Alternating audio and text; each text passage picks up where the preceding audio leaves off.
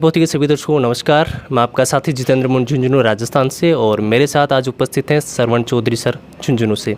और बहुत ही शानदार टॉपिक पे आज बात करेंगे, क्योंकि जो विद्यार्थी जिन्होंने अभी 12वीं पास की है, एग्ज़ाम दे चुके हैं, साथ ही साथ ऐसे स्टूडेंट की जो कि ग्रेजुएशन कर चुके हैं और वो चाहते हैं कि हमें टीचर बनना है, तो टीचर बनने के लिए उनको कौन कौन से कोर्स की आवश्यकता होती है, उन सभी की step to step Saravan ji sir से बात करेंगे, क्योंकि इन्होंने अपना जो कीमती समय अपन सभी को दिया है उससे संबंधित आज इसका सदुपयोग करते हैं। सर वेलकम, आपका स्वागत है सर। नमस्कार। बिल्कुल, अभी जैसे जो बच्चे 12वीं पास कर चुके हैं, तो उनको कौन सा कोर्स करने की आवश्यकता है जिससे कि वो आगे आने वाले टीचर की जो एग्ज़ाम में पार्टिसिपेट हो सके?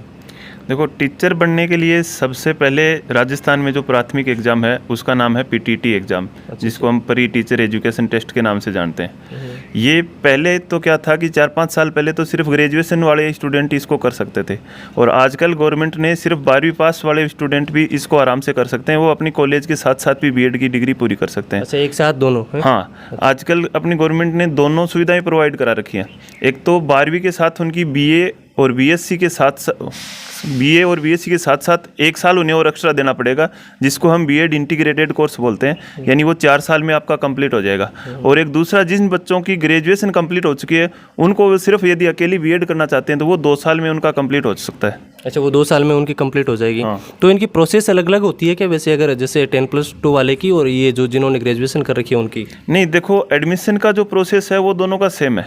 अच्छा। एडमिशन में इनका जैसे अभी फॉर्म चल रहे हैं, और ये शायद अप्रैल के स्टार्टिंग वीक से शुरू हुए थे और अप्रैल के लास्ट तक इसके फॉर्म, अभी 30 अप्रैल इसकी लास्ट डेट है। फॉर्म अभी इसके भरे जाने हैं, और इनकी अभी मई में शायद 20 या 21 मई के आसपास इनकी 21 मई की इनकी एग्ज़ाम फिक्स हो रही है।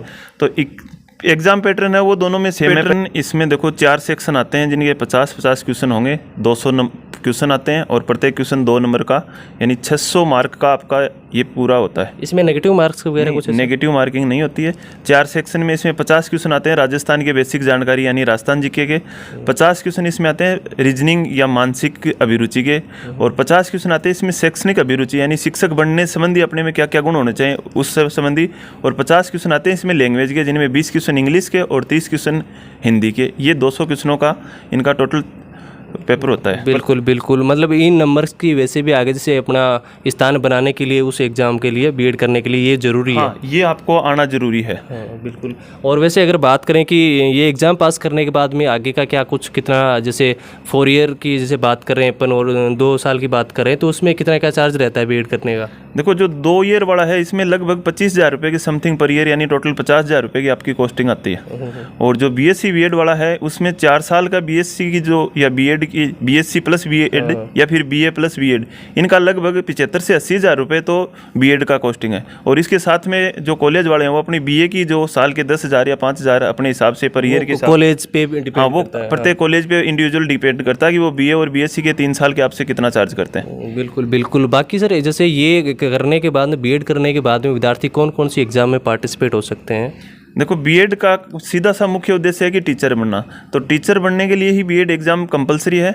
यदि आप बीएड कर चुके हो कंप्लीट, तो आप राजस्थान गवर्नमेंट के द्वारा निकली गई जैसे 3rd ग्रेड भर्ती है उसमें लेवल 2, 2 या फिर 2nd ग्रेड भर्ती या 1st ग्रेड भर्ती, इन सब में आप पार्टिसिपेट हो सकते हो। बिल्कुल। बाकी प्राइवेट सेक्टर में भी इसका बहुत योगदान रहता है। अगर प्राइवेट में भी यदि आप टीचिंग काम करना चाहते हो तो आप प्राइवेट में भी जाने के लिए सबसे पहले, यदि आप टीचिंग फील्ड में जाओगे तो इंस्टीट्यूट वाला सबसे पहले आपसे ये पूछेगा कि आपकी एजुकेशन क्वालिफिकेशन क्या है, और उसमें बीएड है वो प्राइमरी क्वालिफिकेशन आजकल मानी गई है। बिल्कुल बिल्कुल। ये जैसे आगे स्टेप टू स्टेप अपन आगे बढ़ते हैं एजुकेशन सेक्टर में, तो बीएड एक अपने आप में महत्वपूर्ण है, क्योंकि इसके बिना सारी चीज़ें असंभव है। जैसे 1st ग्रेड, 2nd ग्रेड आपने बताया, और 3rd ग्रेड में 2nd लेवल आपने बताया नहीं। और इसमें आजकल जैसे अपनी एक नई एजुकेशन नीति आ रही है जो 2020 में जो लागू हुई है, अभी तक वो मतलब उसका सिर्फ नोटिफिकेशन जारी हुआ है, पूरी तरह से वो लागू नहीं हुई, लेकिन उसकी तो गाइडलाइन में भी दे दिया कि 2025 तक है ना, जिसकी बीएड होगी ना उसी को हम ग्रेजुएशन की श्रेणी में रखेंगे। जैसे अभी जिसकी कॉलेज कंप्लीट है उसको हम ग्रेजुएट मानते हैं। अच्छा। लेकिन नई एजुकेशन नीति का मैन ही यही है कि उसमें दे रखा है जिसकी यदि बीएड साथ है ना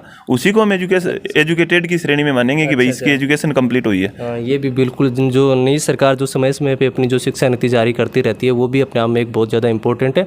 बाकी सरवण चौधरी सर आपको लगातार इस यूट्यूब के माध्यम से नई नई सूचनाएं आपको देते रहेंगे। आप यूट्यूब चैनल को सब्सक्राइब कीजिए, और इससे संबंधित आपके क्या कुछ माइंड में जो नए विचार है वो कमेंट बॉक्स में कमेंट कीजिए। जय हिंद, राम राम।